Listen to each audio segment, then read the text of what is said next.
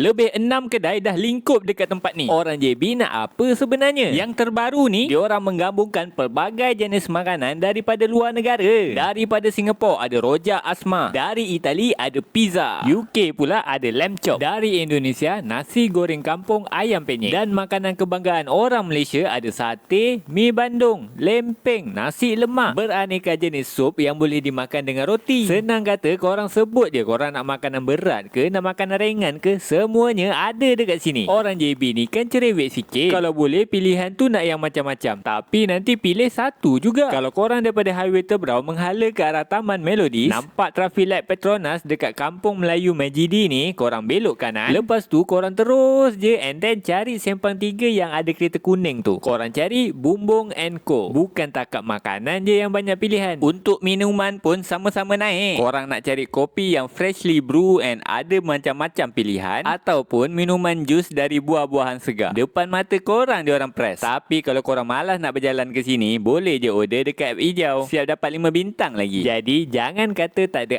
apa dekat sini. Jangan lupa like, comment and share kepada kawan korang tau. Bolehlah lepak sekali.